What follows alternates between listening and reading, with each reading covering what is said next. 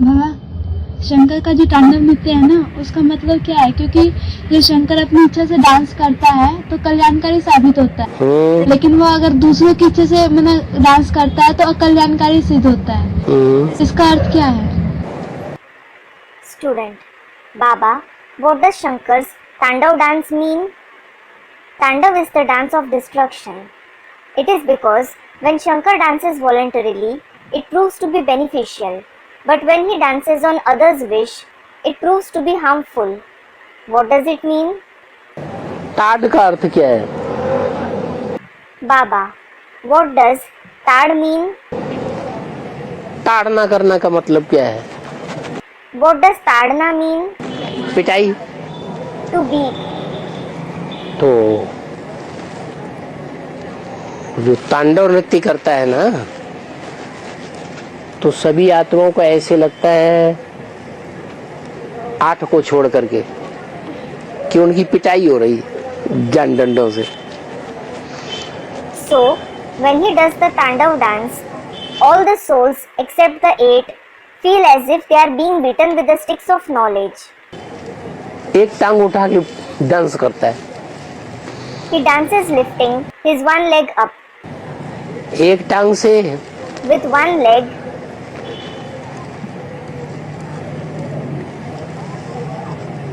क्योंकि वो तो सृष्टि का बीज है। because he is the seed of the world. बीज में अच्छाइयाँ भी हैं और बीज में बुराइयाँ भी हैं। There are good qualities as well as defects in the seed. तो वो एक टांग उठा के अपनी सारी बुराइयाँ छुपा लेता है। So, he lifts his one leg and hides all his defects.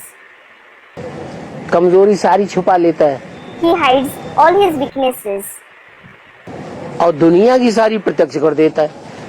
and reveals everything of the world. तो जैसे बाबा ने कहा कि अंत में सब किसी की भी छुपी नहीं रहेगी, सब प्रत्यक्ष हो जाएगा। Just like Baba has said, in the end, nothing of anyone will remain hidden. Everything will be revealed. तो जिसकी छुपी हुई बात उसने छुपा के रखी और वो प्रत्यक्ष हो गई, तो दुख होगा या नहीं होगा? So, if someone conceals a secret and it gets revealed, will he feel sad or not? है? जो ज्यादा प्यारी चीज होती है वो जेब में छुपा के रखते हैं कि नहीं? Do you hide something that is more dear to you in your pocket or not?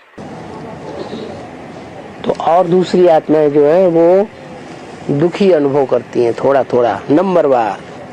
So, the other souls experience a little sorrow number wise. कोई 99% भी दुखी, Some even become 99% sorrowful.